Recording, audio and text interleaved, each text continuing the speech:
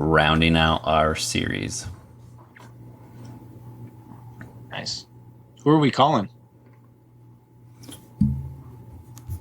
I said he has no friends. I didn't. I feel like I always fail, and then we try and lose momentum and try to get into it, and so I admittedly didn't try this time. I'm sorry.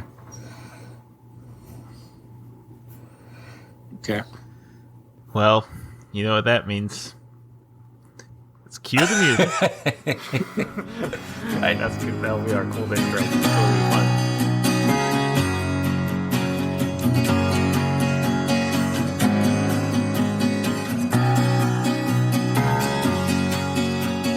When you see the road, Michael Schaefer, Ross Johnson, Matt Schultz, and Landon Fry are all here. Free. expected. I've been back in I'm just going to say it. I've been thinking it for 10 minutes. I don't want a podcast scared. Oh yeah. ashes. Now I've seen the road. Pregnancy is a beautiful thing. Pregnancy is a gift. Shit. Oh, there are stories to tell. What kind of Paint sticks to asteroids. Like, if you don't time your wall. Afraid some days, but the road will lead us to a better place. We are called to emerge from that default setting of self-involvement.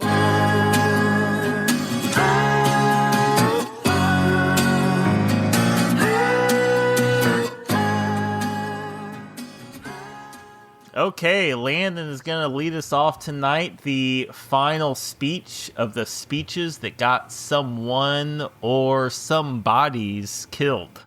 Landon, what we got going on tonight? The very oldest speech? I can't imagine. Was there a speech that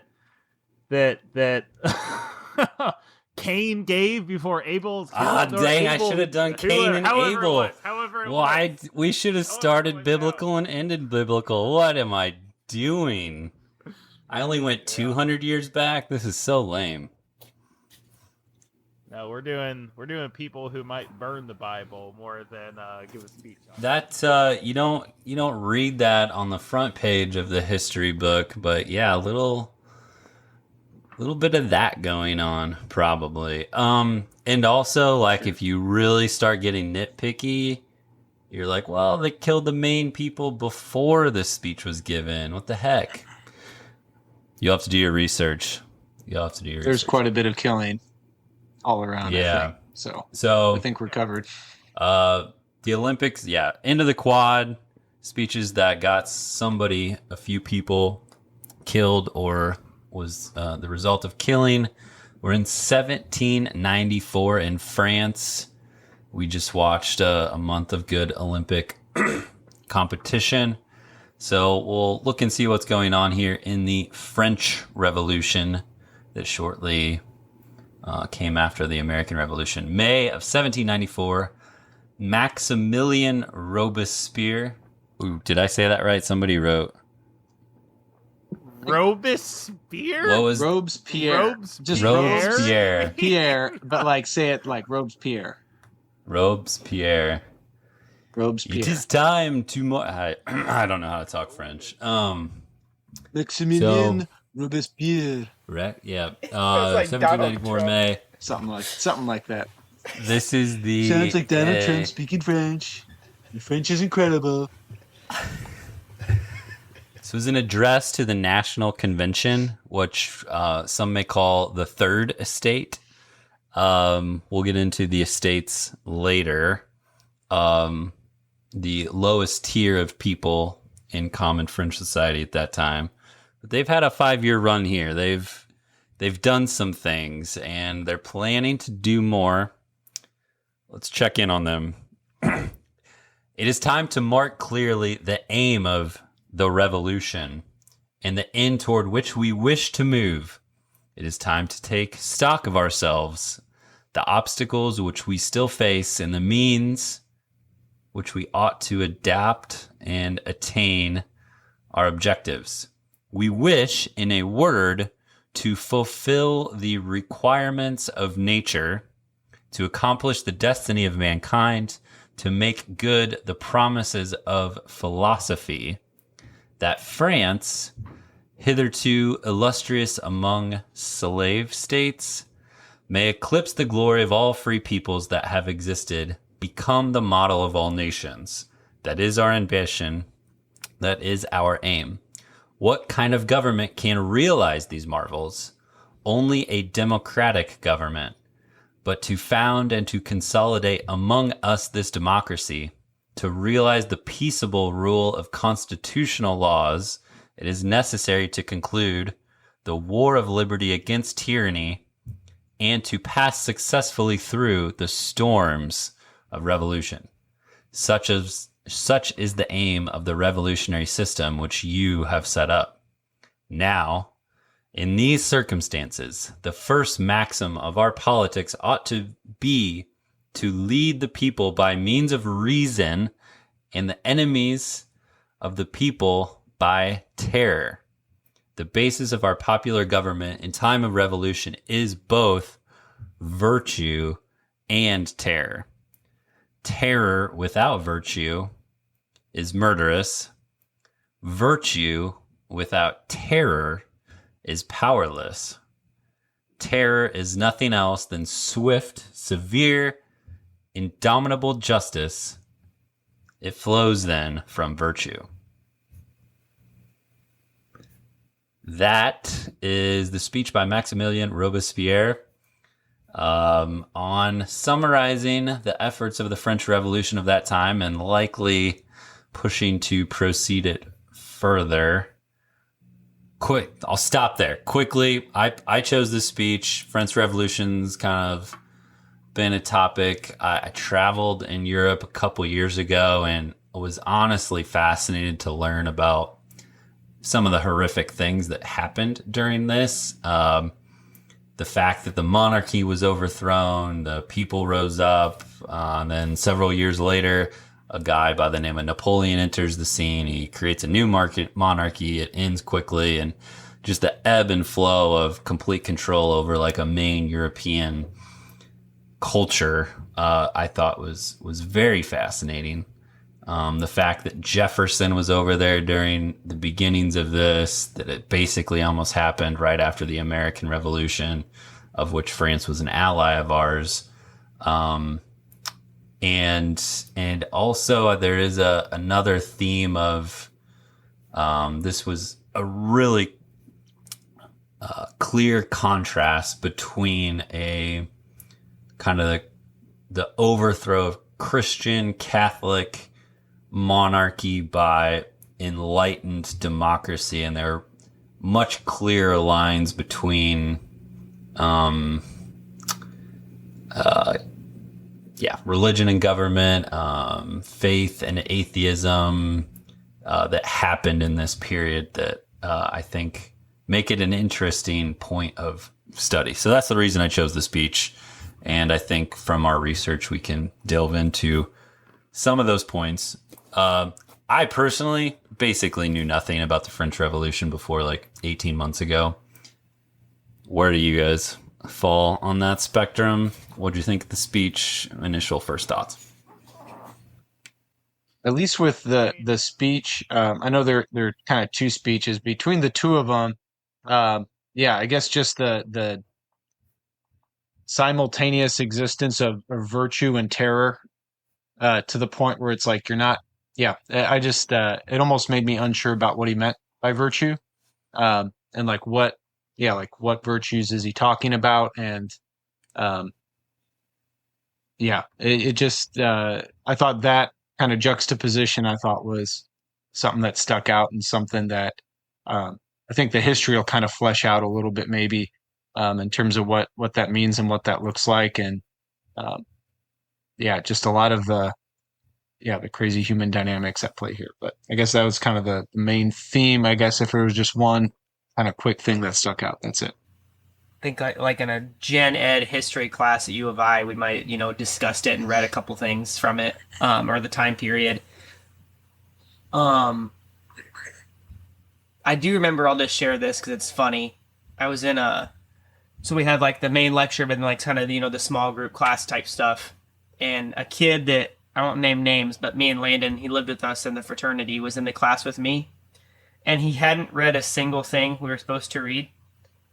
And the TA asked us to describe, like, kind of just, what were your guys' thoughts on the revolution? Or, I mean, it was like kind of a vague, I don't remember the question, but it was kind of a vague, it wasn't super specific. And I mean, he had read nothing. And she asked him his thoughts, and I mean, he had no idea what to say. And he like stumbled for a second and, fell, couldn't get words out and was trying to say something. And then he said something effective. Well, it was just so revolutionary. And like it's a true story. I just think that's funny. But anyway, pretty basic. We should have called him. Yeah. We should have gotten his take on. Yeah. That would have been fun. I didn't even think about that. That would have been good. I didn't realize that story was attributed to. We'll just call him Matt for the sake of this. We'll just call him Matt. Yeah. We'll just call him Matt. That guy was such a Matt. But yeah, so I would say pretty basic. I mean, before researching the episode, I would have said Enlightenment, French Revolution, rise up against the monarchy, a lot of Enlightenment ideals, killed a lot of people. As far as this speech, like kind of what jumped out to me, having not read this, or the speeches, but this particular one you read from, kind of the same thing, just this idea of terror and like kind of, well, Maddie kind of said, tying terror to virtue, but just reading it, and maybe it's a little bit of the language thing, but kind of not, at least the first read through, fully grasping everything he meant. I feel like I read it before I did as much of the prep. So, just kind of reading this blind a little bit was kind of a little bit trying to piece it together. But my first reaction was probably, just this idea of terror it sounded to me off. Like, that was my first thought, was that, he was kind of using difficult circumstances to justify something that wasn't legitimate. That kind of seemed to be my first general feel about it. I will interject as an important point of context, just to be super obvious up front, of what does terror mean, especially when the speech was given. The revolutionaries, a man by the name of Guillotine, Maximillian, between 1793 and 1794, somewhere between 16,000 and 40,000 people, the monarchy, the nobles, the first class, were executed by guillotine. And so this speech was delivered. After that, many more people would go on to die by the same means, or more like starvation, imprisonment. But there was a fairly explicit offing of the upper class in a somewhat sophisticated society just a couple centuries ago. And I think that that's part of perhaps the shock and awe of this violent revolution and changing of the power between monarchy and democracy that makes it an interesting case study. So yeah, I made this point elsewhere, and I'll just say this briefly and then kind of give my introductory comment on such. But yeah, 16,000 to 40,000 people executed simply because they were the 1%, quote unquote, for lack of a better word. Like, that's crazy. And, me among them. But say, oh man, the good old days. I know we're not talking about 1790s, but still, like, we're not just executing the 1% anymore, at least. I mean, people might be canceling them and saying very cruel and hateful things, but I think it's just useful to be conscientious of those memories to help sort of stabilize yourself. But yeah, I remember in high school, I think, I remember it sort of just being ambiguous as to like whether it was good or bad. Obviously, it was articulated as an inferior cousin of the American Revolution, right? Like we inspired them, but not enough, and something like that. And there is a lot. Obviously, of course, there's a lot of violence in the Revolutionary War. That's what war is. But I do remember just being articulated in more just like arbitrary sense, right? Whereas, first reactions from the speech itself. Sorry. I had one quick, just because we're on it. It's what I Googled, so I'm going to interject it here. And I'm double checking it because it seems absurd. So the French executed 20 to 40,000. How many Americans died fighting the Revolutionary War? Okay, no one say anything. Let's think first.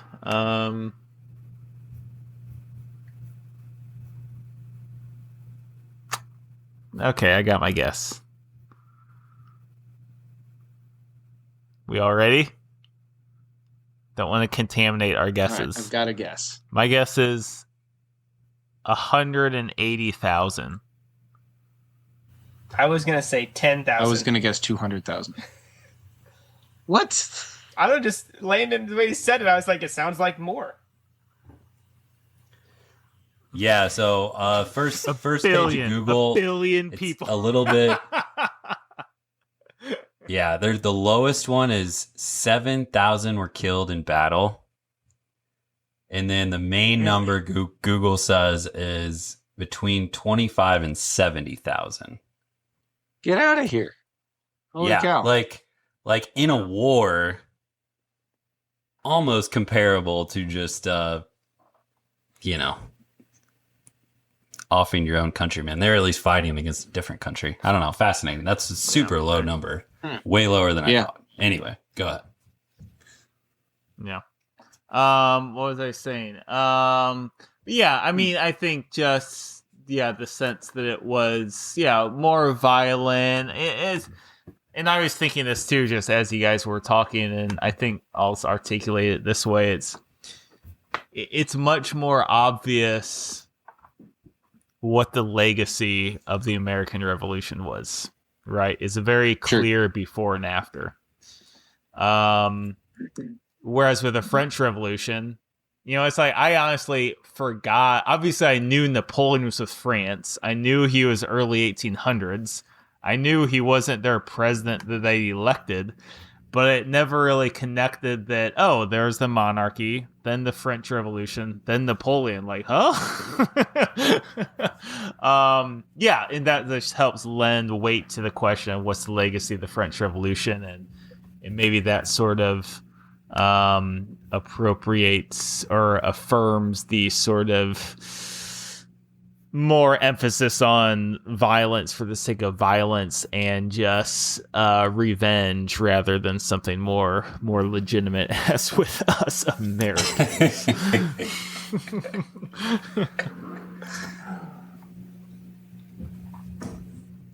So, focusing on the speech before we move on to historical context and what it means, which I do frankly think that's the more interesting part. Anybody want to volunteer a line or two of like, this was an interesting sentence that it is a longer speech. It's probably like 10 times as long as what I did read. I read the main points and then the last paragraph of his address to the National Convention.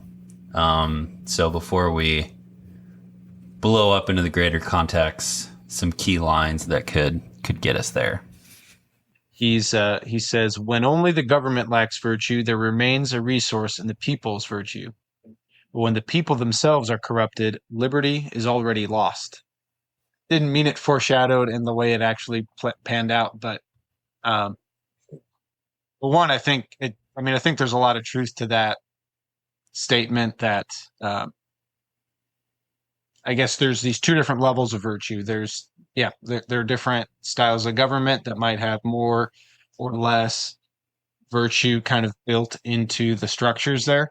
But at the end of, I mean, not at, well, I guess at the same time, there's just individual virtue, and the interplay between those two are like that. I guess that's kind of what we argue about on, cable news and how, wherever arguments are had, that is kind of a key point there in terms of like what does that virtue look like? And two, where does that responsibility belong? Kind of higher up or lower down, but yeah, I think just the foreshadowing, especially in part because this revolution did end up, I mean, essentially failing. It's not like there weren't any principles that were taken from it, kind of in different iterations in the future. So I don't know, but at least the government that this revolution produced certainly didn't last. And, I don't know, I guess we'll get into more details in the history there, but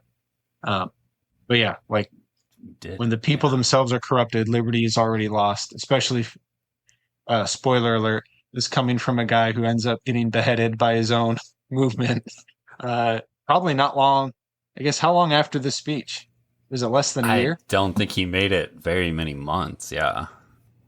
I feel like there is a quote from an American founder that basically says like, this government kind of assumes that everybody's Christian and virtuous, so it'll work if that's true.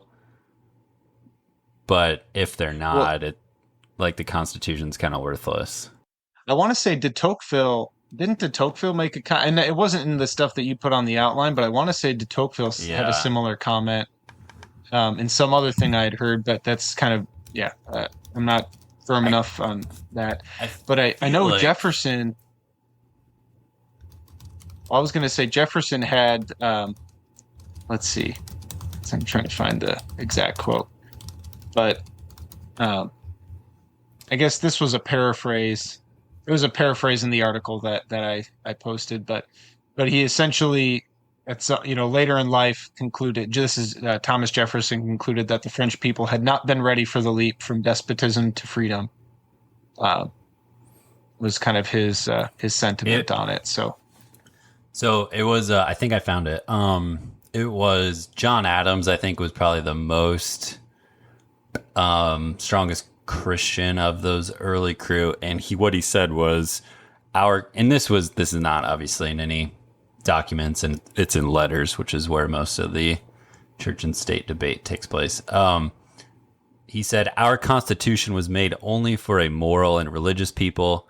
It is wholly inadequate to the government of any other. My line that stuck out to me, which is from the second of the two speeches that, or the speech that Landon read, I guess. In our country, we wish to substitute morality for egotism, probity for honor, principles for conventions, duties for etiquette, the empire of reason for the tyranny of customs, contempt for vice for contempt for misfortune, pride for insolence, the love of honor for the love of money. That is to say, all the virtues and miracles of the republic for all the vices and snobbishness of the monarchy.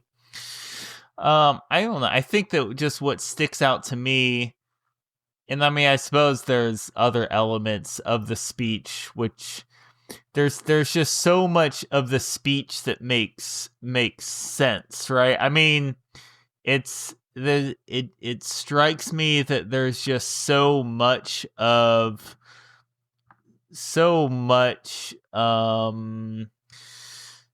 many actions, behaviors at the societal level which emerge from things that make sense.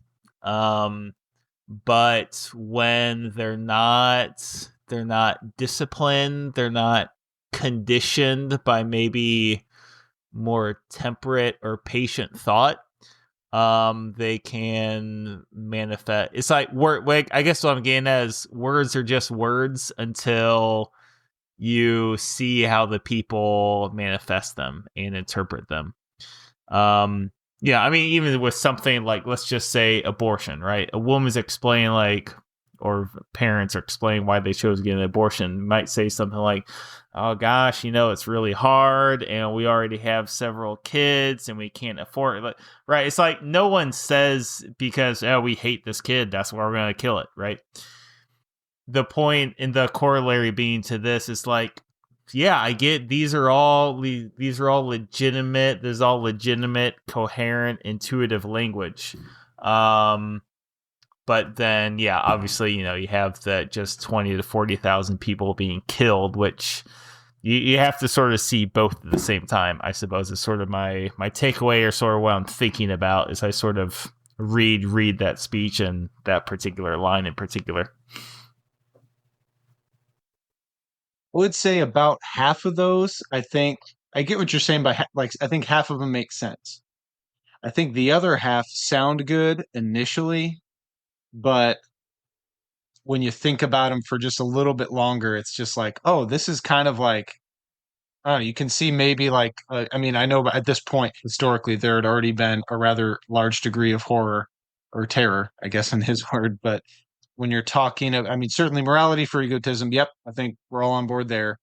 Probity for honor, I think there's a lot, I don't know, like, I don't know if decency is that much better than honor. I feel like honor's deeper.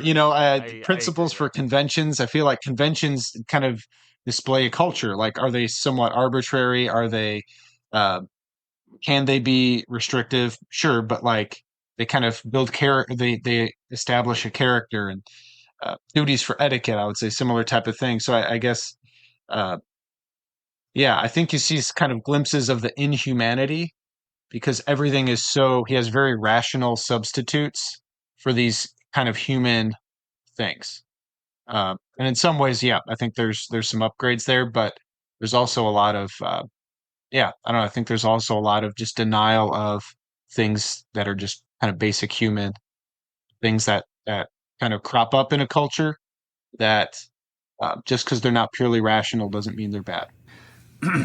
But in that contrast, what Maximillian is trying to evoke is the comparison between what he believes is the corrupt and inferior monarchy and the possibility of what could be without it. And so sure. For a little bit of just like context setting, perhaps a historical rapid fire, setting the scene of what is going on. Have you guys ever seen? Have you ever watched Hamilton? It's a Broadway play. I did. A lot of nods. I'm the only one. So my favorite part is like you take your intermission, you come back, you sit down in your seat, and boom, the Lafayette character from the war changes outfits, and now he's Jefferson, right? Do you remember that part? Sorry, Landon. Don't. I only saw it once. All right. So he comes out and he's like, dang it. All our listeners are going to be so disappointed in where have I been? Anyway, he was in France for most of the American Revolution because as governor of Virginia, he let the British roll through the state and like catch up to Washington. He felt like a failure, so he gets on a boat and he retreats to Paris for the entire 1780s. And coaches Wait, this was Lafayette? This was Jefferson. Oh, Jefferson retreats to France for the entire 1780s. Starts coaching Lafayette. Jefferson's a pretty, like, he can farm and live in the country as well as write the documents for new institutions. So he's literally hanging out in the court with Marie and King Louis, kind of helping feed information to Lafayette, like, hey, you guys are, you're part of the aristocracy, but there's Jefferson specifically walked down to the rural towns, realized like poor people are having to pay a 30% tax on getting their daily bread rations, and that things were about to rise up if they didn't watch themselves. So what's going on here? This is the end of the monarchies. King Louis been the head of the Bourbon dynasty. He's the head of Versailles, all the treaties that have more recently been signed. He married a Habsburg daughter. So the Habsburg Empire is one empire to the east, more Austria-Hungary, German dynasty over there. So obviously all the monarchies intermarried.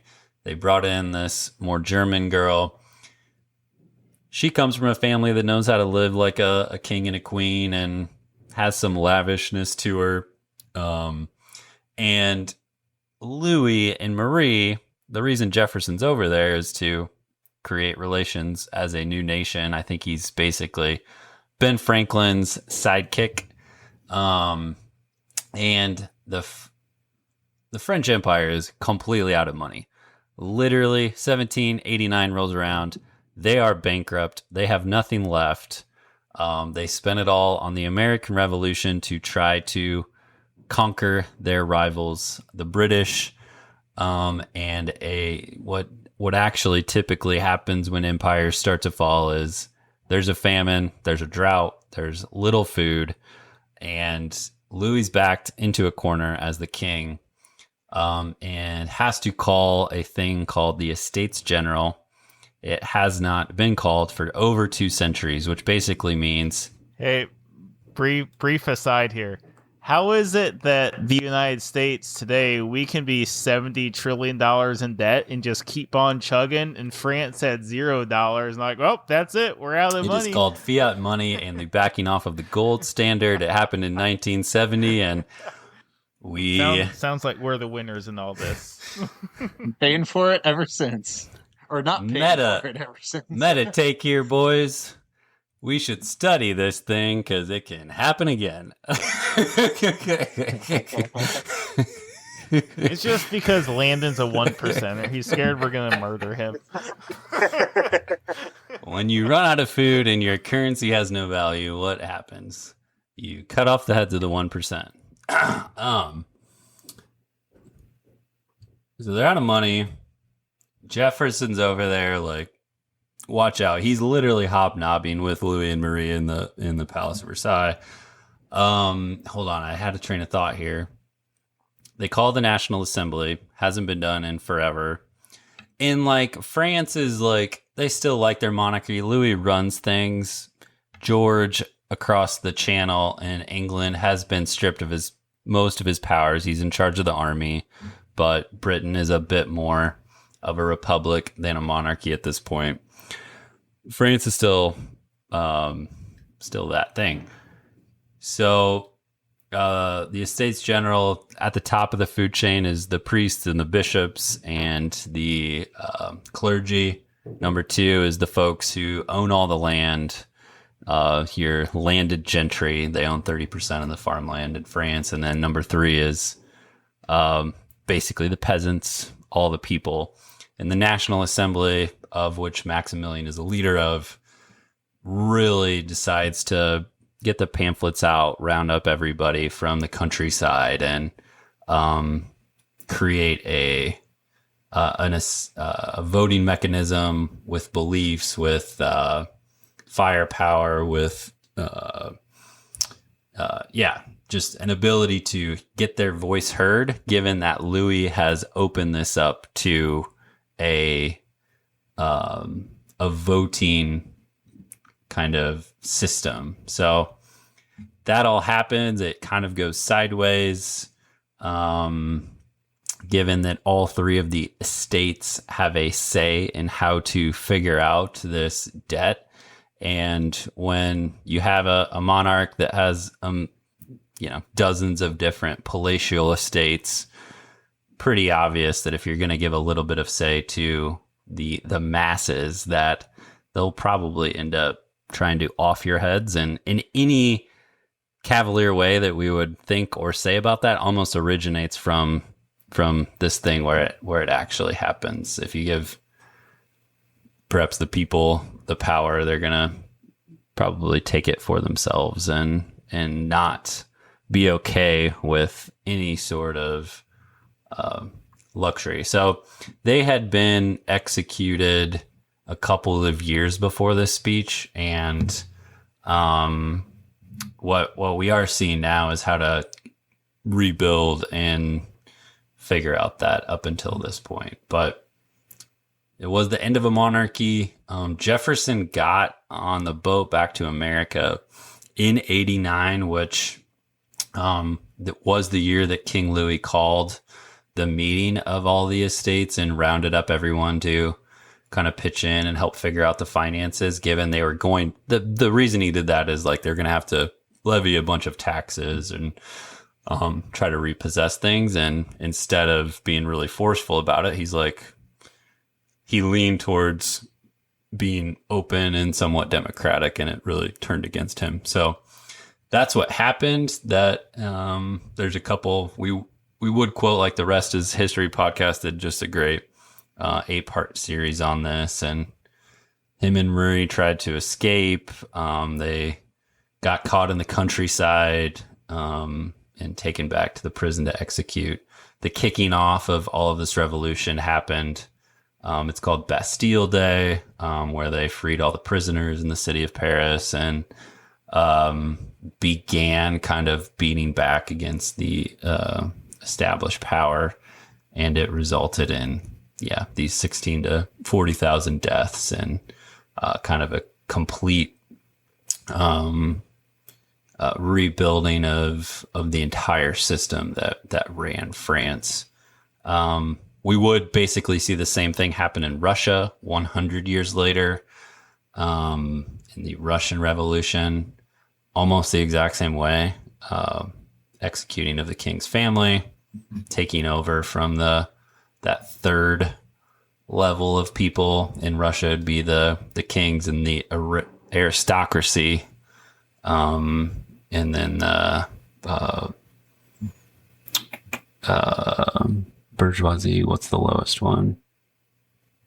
I'll forget the name. Anyway, but a little bit of context for what's going on, and perhaps like something that just kind of popped in my mind a little bit, and maybe wrongly so, like kind of comparing it to just any sort of political disagreements. So like, the kind of the modern US, like we kind of made several like the 1% jokes, right? So this idea that the poor populace can rise up against, in this case, the monarchy, but in the US we hear, the big corporations and the 1% and the ultra rich and that type of thing.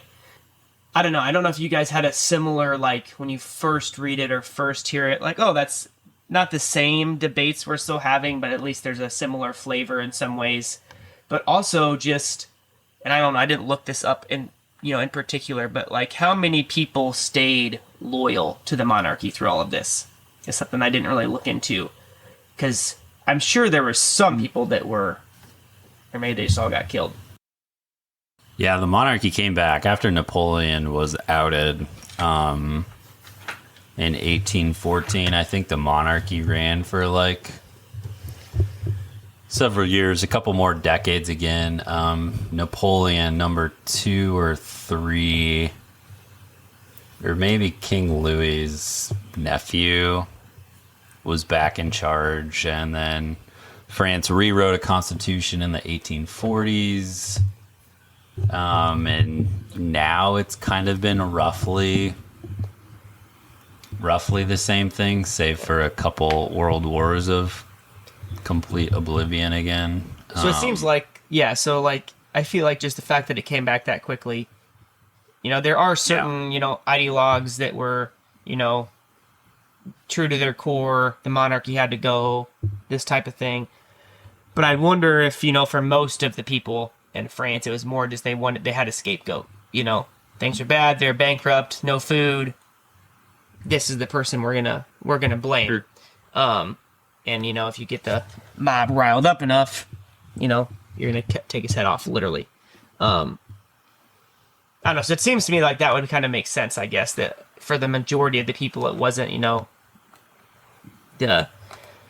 the rational arguments that were convincing them that the monarchy had to go, so much as that they were just living in a bad time. And I don't have any information to back that up, but I guess that would just make sense to me. And I mean, that's kind of how like politics works today, right? Things are bad. You just point to the leader of the other side and try to offer up a scapegoat. Yeah. It was one of, in the episode Mike and I listened to of just kind of the narrative of kings and queens trying to escape, it was Louis and Marie things were getting unnervy in the city. And so they decided to leave Paris and they were going to escape to like the border of the Netherlands, kind of get over into German territory, which obviously all monarchs are first cousins, so they were going to go hide out in Germany with their first cousins until things settled down. So they're driving through rural France, and they're in this like huge stagecoach limousine. It's like nobody needs a stagecoach run by like 12 horses, right?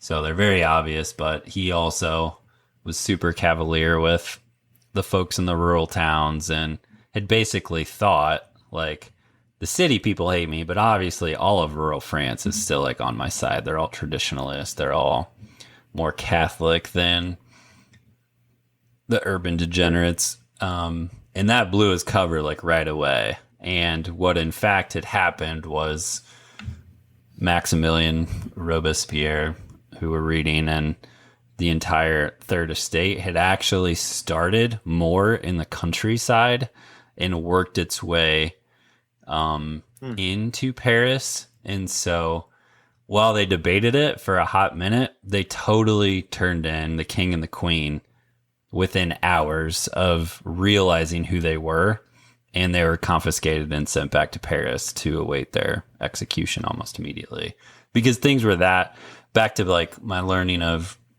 Jefferson's time over there. Like, you know, the rural side was starving because they had lost their crops. They didn't have any money. Plus, what happens when in like the agriculture losses is, especially in a little bit more advanced economies, which whatever you would classify advanced economies in 1800 was like, you'd harvest your crops, you'd sell into the market, it'd mostly go to feed the city first, and then the processed part, the bread and stuff, would end up back at the farm. And the bread wasn't coming back because there was such a shortage. So that worked against the king and queen's assumptions there. And the rural areas were way more on board with this overthrow than was expected. So... Yeah, those guys, not to push another podcast, but the guys from that history podcast, I thought it was pretty funny how they articulated Louis' kind of interior dialogue with that process of escaping. Like, oh, these country people, they haven't caught the woke virus. They'll be okay. Essentially, yeah. But yeah, I mean, I think what Ross said sort of struck me about the whole preparation process too is there were, you know, say maybe 5 or 6 really big things that all had to line up for this to all transpire.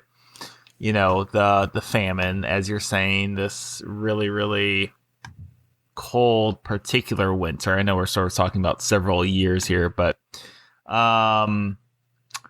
yeah, France having no money. And it was really interesting listening to the personal histories of Marie Antoinette and King Louis. You know, because Marie Antoinette obviously is frequently appropriated the quote, let them eat cake, right? Which, one, I never heard the guys directly address. Maybe they briefly, but it was something having to do with brioche, for one. And two, you know, she did have this profound desire for simplicity. She was apparently a great philosophic disciple of Rousseau, who's this romantic and emphasized the importance of simplicity. And, you know, she actually one anecdote I was intrigued by was she had, like, you know, 4 whatever of her children before her one evening, and all of these toys laid out before them. And she said, "These are not for you. We're going to go give them away." And so there were like really specific, generous ways that both King Louis and Marie Antoinette, serve the people.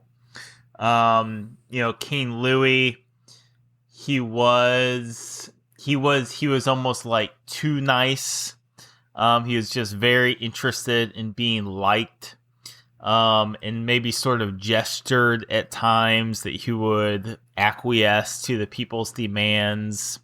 But then, ended up writing this letter saying that, screw it, I'm not going to give in to these demands. And that's kind of what helped attribute to his ultimately being executed. But number 3 or 4 in this whole list, listening to this other unnamed podcast, I was wondering how in the heck did they have the details of all, like, a lot of just this interior dialogue on King Louis and Marie Antoinette. It's like, how would anyone know this? But, big things had to line up for this all to happen. So that was sort of my takeaway on that. I was somewhat interested, Landon, you kind of brought up, like, the, I don't know, misinformation or propaganda or about Marie Antoinette. I guess we've talked about it a little bit already, but just kind of used to feed the public furor, if that makes sense. I don't know if I would have been able to say much before, like, again, reading about this. Like, I think I could have, spoken pretty broadly about, the populace rose up against the rich and luxurious monarchy. And that would have been, about it. But I guess you kind of, there's some thoughts that was at least largely falsified. Like, when you say Marie Antoinette to me 3 or 4 years ago, I probably wouldn't have known. Listening to, like, a little bit of, Queen's got some interesting songs. And so one of their main top 10, songs is Killer Queen. And so right off the bat, she keeps her moe at Shandon in her pretty... I don't know the tune here. But this is the first 3 lines of a Queen song. Killer Queen, she keeps her moe cabinet in her pretty... I was going to say, is this cabinet. Freddie Mercury on our podcast? Yeah. No, it's the Freddie Mercury. It's the first paragraph. It's all about... The 3rd line is, "Let them eat cake," she says, just like Marie Antoinette, a built-in remedy for Khrushchev and Kennedy. She's a killer queen, blah, blah, blah. So, like, I have this... He kind of evokes, like, Hootie Flatootie, kings and queens there. He says, "Let them eat cake" in the 3rd line of that very popular song. And then I was over, had the chance to visit the Palace of Versailles. They don't paint her in a pretty picture there, so I don't know if that's a take on French historical societies who manage these austere grounds, because she has this whole section of Versailles that, like, she built this English town, kind of a peasant town, to understand how the peasants live, and they kind of build her up as... They did not paint that in a good light. I'm not sure. She kind of used it to, like, have parties and make fun of how the rural folk live, when in fact, coming to, like, learn some of this we've heard on the podcast, she more did it to just, like, retreat and feel a little bit normal rather than all the palatial stuff that they had, potentially. But yeah, they were a Catholic royal dynasty. I think even the folks we listened to and learned from was, like, a lot of the opposition, the Republicans, which is the name of the folks who kind of ran the revolution. They wanted to create a French Republic. Really did paint her as a villain and made up a lot of stories. The 3 main ones were they accused her of kind of being she had a lot of female friends that you could maybe witness. Nobody had tabloids back then or pictures, but accused her of kind of some nefarious relations. there, they said the "let them eat cake" was kind of a made up line. And then ultimately, I think when they imprisoned them after they tried to escape, I heard this on the podcast and I read it as well. They basically accused her of having relations with her 7-year-old son, which was not true at all. And that is what they kind of took her to the guillotine for.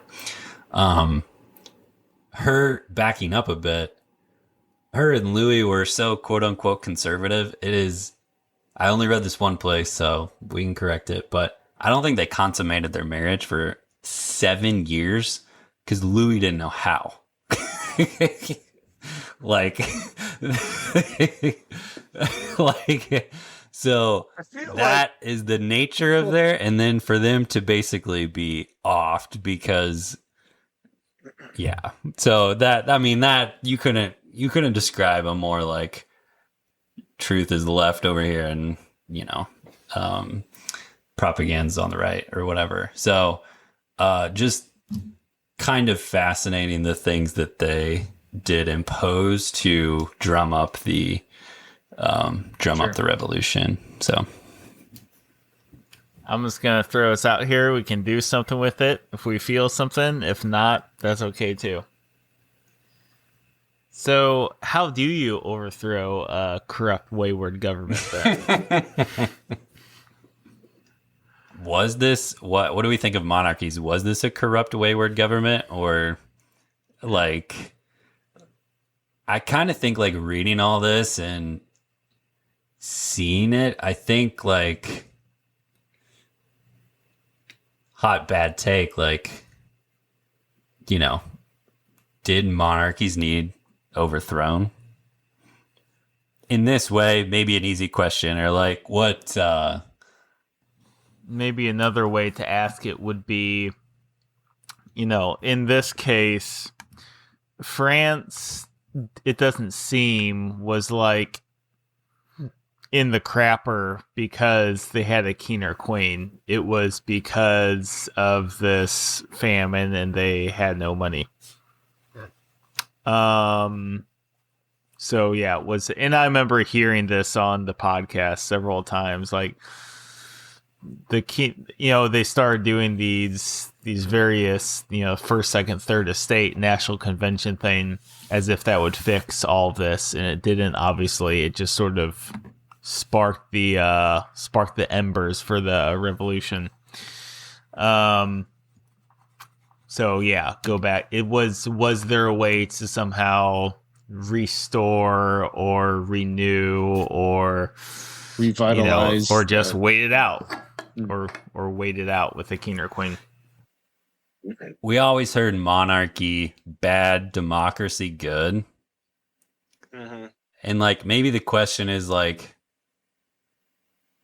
maybe like there's bad things to monarchy or democracy and a couple good things to monarchy, and like so democracy or monarchy, it does, we did do a little research here, and I'm gonna rip a page out of the book wikipedia.org.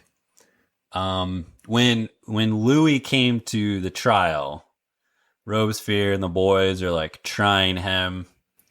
They're planning to take him to the guillotine, and somebody stepped up and said, I will be King Louis's attorney to defend him. I forget the name of that gentleman. He was eventually executed by guillotine as well. But he had a great grandson, that attorney who defended King Louis. And that great grandson's name was Alexis de Tocqueville, who took a little journey in America in 1835 and wrote down his thoughts. I'll read. Tocqueville warned that democracy in modern times may be adept at inventing new forms of tyranny because radical equality could lead to the materialism of an expanding bourgeoisie and to the selfishness of individualism. In such conditions, quote, we might become so enamored with a relaxed love of present enjoyments that we lose interest in the future of our descendants and meekly allow ourselves to be led in ignorance by a despotic force all the more powerful because it does not resemble one.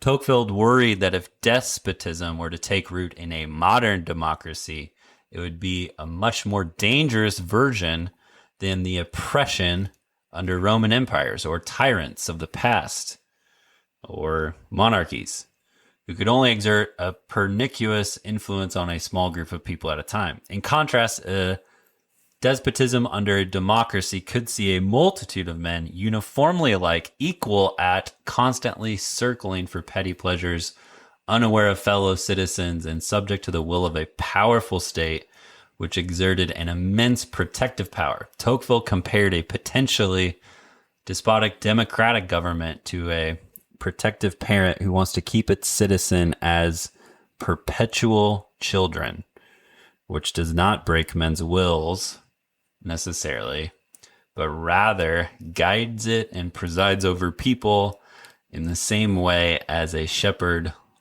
looks after a flock of timid animals. I knew Tocqueville traveled in America. I've only ever heard the positive aspects of what Tocqueville thought of America.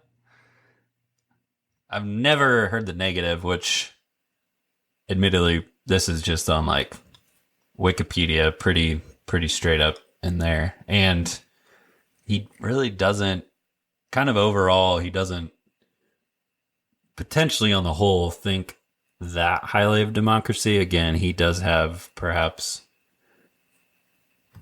some bias on his ancestors were somewhat pro-monarchy. So I think the question is, perhaps we've already always thought, I don't know, learned, taught, general rule of thumb, monarchy purely evil, democracy purely virtuous. But these warnings seemed apt.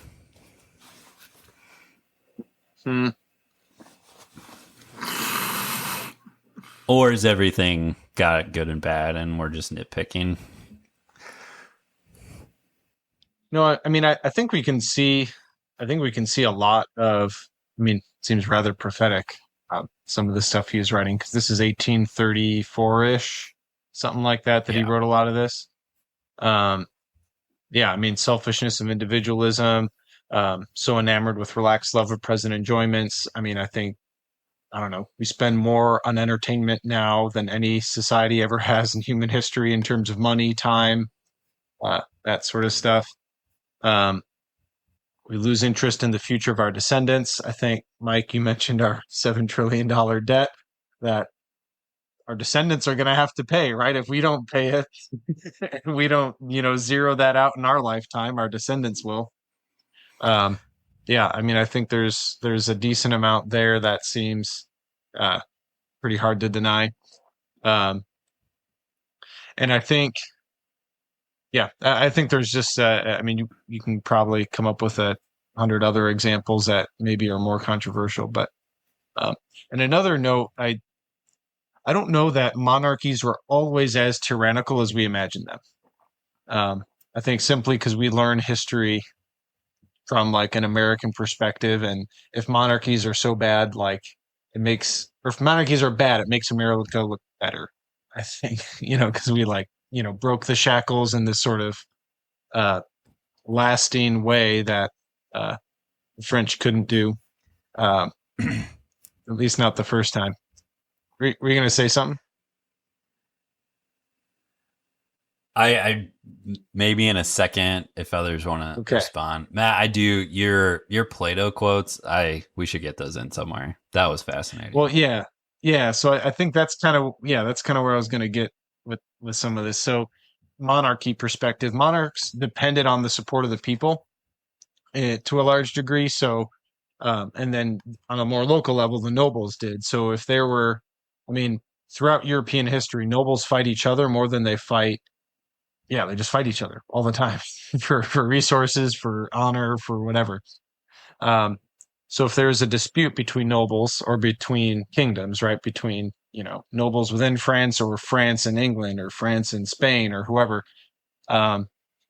if the king couldn't rouse the people to fight for the kingdom, like, he was screwed, and he would lose. So like there was, maybe it certainly wasn't like a democratically elected thing. Like obviously it was inheritance, and you kind of pass down that kingship to your son, whoever they were, whether or not they're qualified. It was yeah. So there are downsides there certainly, and of course in this case there was a revolution, from a king who underperformed in the eyes of the people. So yeah, I guess I don't know that monarchies were always as tyrannical as we imagine. But then I guess like another, I don't know if it's countervailing, but just like maybe a bigger picture. I know, Mike, you made the comment that monarchies seem to be like the more natural governmental thing of humanity that. No, I said democracies feel more natural. What? Mike, I know you love monarchies. Look, I know you love them. No. You said, I wonder why were monarchies seemingly a more natural method of government globally, right? Yeah, why were right. they at the time? And I'm saying they were at the time because of, and I was about to get there, and then you denied your. And Matt, have you read the Plato Did you stuff yet? say it or not, Mike? Not yet. I'm getting there. Just get to the Plato stuff. Okay, do the Plato. All right, we'll get to the Plato stuff. So monarchies are simple, right? One person can make one decision and enact things quickly, right? If you have too many people in charge, right? Too many cooks in the kitchen, sometimes nothing gets done, right? I'm sure we've all had instances where that's the case. So Plato's Republic kind of addresses some of this. And so he lists 3 good governments, and then kind of on the same, like each good government has a bad version of it, right? So bad version of the same thing. So the best, and he kind of ranks these 3 good governments from best to worst, right? So this is Plato's Republic. So the best good government is a good monarchy or a good king. The second best good government is a good aristocracy, right? I can't remember the exact term, but it's essentially that, right? So more of a few people, not just one, has the power. The third best or the worst good government is a democracy. All right. So those are the 3 good governments. Each one of them has an evil corollary, and then he ranks those in terms of least evil to most evil. And it's kind of like the inverse orders, almost like a horseshoe, right? So you go from king to, or monarchy to aristocracy to democracy. Then you round the corner, and now these are the evil versions, which would be, so the evil version of democracy is mob rule, which is slightly better than the evil version of aristocracy, which is, I think, oligarchy. I don't know. Those 2, I'm not sure on the exact terms he uses. Yeah, but, that makes sense. Yeah. And then the evil version of the king, or the evil version of monarchy, is the worst of all, right? And that's a tyranny. That's kind of his like ranking of governments in terms of like best to worst.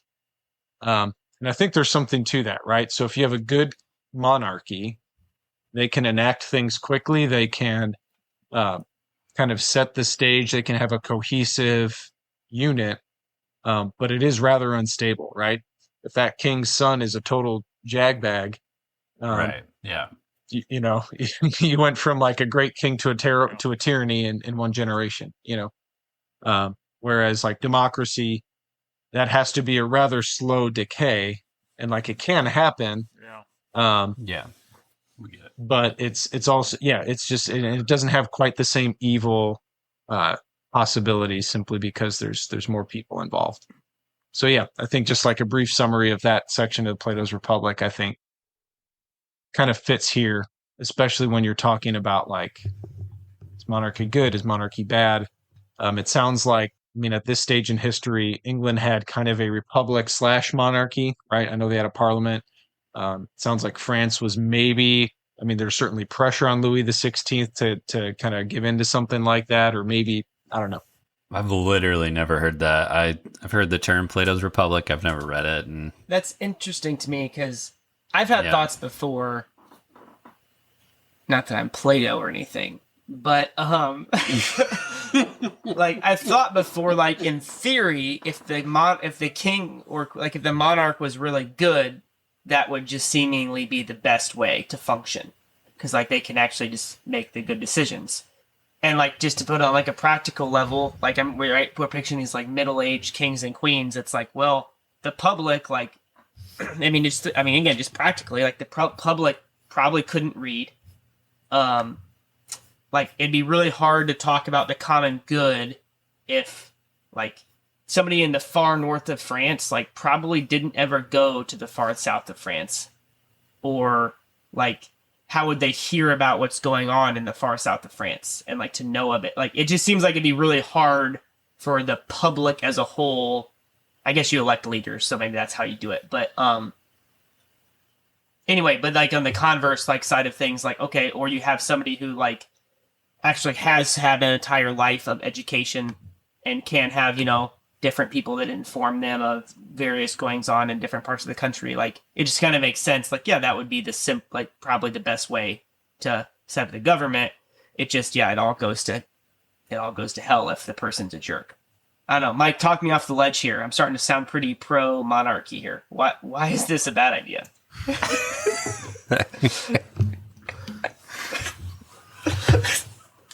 Well, I mean, one thought that came to my mind is, this goes with what Matt was saying, is, the democracy can be more of the thermometer rather than a thermostat, whether it's a thermostat that's too hot for what you want or too cold. I don't know. I guess I'm with you. Long live the king. So who do we choose? The Kennedys, the Bushes, or somebody else? I'm kidding. No, keep talking, Mike. That was just a funny interjection. That was rhetorical. Speaking of the Bushes, I have a patient that listened to our 9/11 podcast, and she did not like Mike because she's. You made a comment that you were a Bush family, and she does not like George Bush, and she let me know that. It was quite. She told me that she was literally talking. I hope maybe she's listening. If so, shout out to her. I can't say her name, HIPAA. But yeah, she said she was. Her name is HIPAA? She said she was literally talking along as we were podcasting, but it sounded like arguing with us more than Nice. That's good. Get people fired up. We make them feel something. Shout out to you, HIPAA. I mean, personally, I think democracy is a good thing in its stability, right? And I think we've certainly seen that here in the States. Yeah. Is it because of the democracy? Is it because we're uniquely financially stable? Sort of, at least until started racking up a crazy debt. Can I expand on your stability comment? Yeah, please. I don't know if I've said it on here. I wrote it in our notes. Because you said America is because of democracy is good because of its stability. Name an older government than the United States of America. Sometimes we get the rap of like, oh, we're a young new country. Who's older? Well, I'll let Mike and Ross, because I did research this a little bit. So yeah, I'll let Mike and Ross try to fend for themselves. We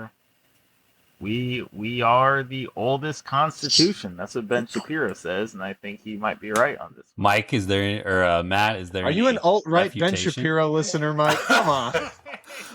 We got Mike to quote Ben Shapiro. It's over. Pro monarchy, pro Ben Shapiro, Trump 2024.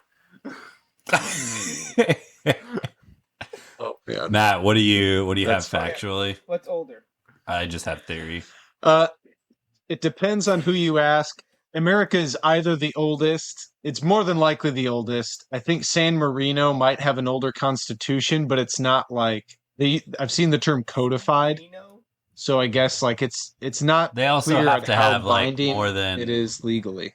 They have to have like is more that, than city of 20 California? gold medals in the Olympics too. That's the other requirement. Okay. Well, yep. All right. In that case, they're out. So yep, that's it. But yeah, no, I think we're. Yeah, it's like not even. Yeah, it's honestly, 2,000 I don't among any 2,000 like years. potential world power. It's not even like remotely close. We're like 100 years older than anybody else. Close to it. Yeah. Yeah. I think Poland. I saw Poland on one list was I think only 40 years or so, maybe 50 years behind us. But then there's another list that said that wasn't true. So I don't know. I'm sure it depends on what you count as like a. But also, when you disappear, how much of a change? When you disappear from a map for 50 years, like. Yeah, I suppose that's true. Yeah. Yep. It just disappeared. Back to zero. No offense, Matt. I know disappear. you're Polish, but I'm not. I'm actually you not. can't. It's a good country, though. If I had to be exiled somewhere, yeah. It wouldn't be a bad place. I agree. It's my party trick. Sometimes I'll ask that and it stirs conversation. So I think that is definitely a point for stable democracies. Are we to final bell? Yeah. And I'm going to go first and then go to bed. I'm about to pass out. We can look at our notes here. I'm kind of just going to lean with A. Okay. All right. So context is Thomas Jefferson's over here during this time. And also another Whoa, hold on. I mean, can we... Final bell. All your strength. Ding, ding, All ding, your ding. strength. All your power. All your love. Where is it? 15. One more round. There's no stopping us now. This is our round. Don't stop it now. We're starting. We don't stop. All your strength, all your power, all your love, everything you've got. This is your whole life here. Do it now. Now. Okay. Landon, what we got here? Again, I read this book. Jefferson's over here in the 1780s, retreating. So you got two options. There's this immaculate Palace of Versailles, Hall of Mirrors. You've read about it. You've heard about it. You are Thomas Jefferson in this question. Jefferson was both of these things. He hung out in Versailles with the royalty, with Louis and Marie. He was actually kind of one of the cool people in the palace at the time of the ambassador, courtier, nobleman. On the other, so that's one. You can be close to the monarchy, Louis, Marie. You can spend all your time there. Or Mr. Lafayette, Act 1 of our esteemed Hamilton play, the general who came over from France to help fight the American Revolution. Lafayette's on this revolutionary side. French food, you've all heard French food is great. The French invented restaurants. They also kind of had a lot of coffee shops. Huh. So the revolution was bred and talked about in restaurants, these new things in the 1780s in France, where they talked and planned to storm the Bastille and overthrow the monarch and fight the monarchy. Of which Jefferson told Lafayette to go to the countryside to talk to the peasants about their bread tax. He just won a revolution, so he felt esteem for throwing over the British monarchy. So Jefferson's both men. But for our final bell, you're in Paris, you are Jefferson for one day. Do you walk out to Versailles and spend it with Louis and Marie and warn them or talk to them about what could happen to keep the empire together? Or do you go to the rural towns, peasants, Maximillian, Lafayette, restaurants, cafes, and hone in the strategies of the revolution? what do you do? A couple of things. First, listening to this podcast, which you should not listen to. Listen to us. I was struck by the fact that they had coffee shops back then. Crazy. And then you reference restaurants. I was trying to think of the person who, like, first person tried selling the idea of a restaurant. Like, look, you're going to pay more for food elsewhere. And I'd be like, what? I can make it at home cheaper. But it's really similar. I mean, Louis and Marie Antoinette Versailles. I think in this case, I'm coming from a standpoint appealing to my conservative roots in this case, where it's like, look, we want to retain our integrity as leaders. We took some kind of oath, presumably, to perform in this role. And we need to find a way to keep it together.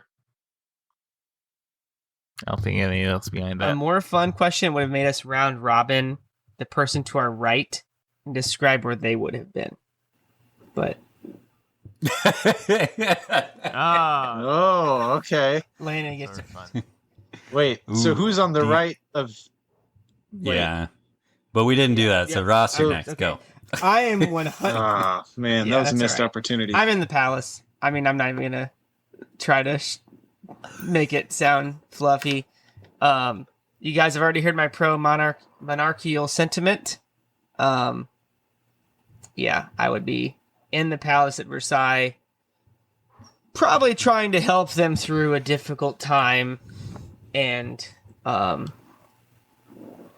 man, you're probably one of the servants in back. No, the question is, you are Jefferson, okay? We're Jefferson. Get Mike. the Come question, the context. Talk to me like that. I am the president of the United States, clothed with immense power. No, but seriously, I would probably be in Versailles, just based on the fact that I feel like I would give a lot of duty towards the monarchy. I think, like a sense of like obligation to try to help out the monarchy the best I can, and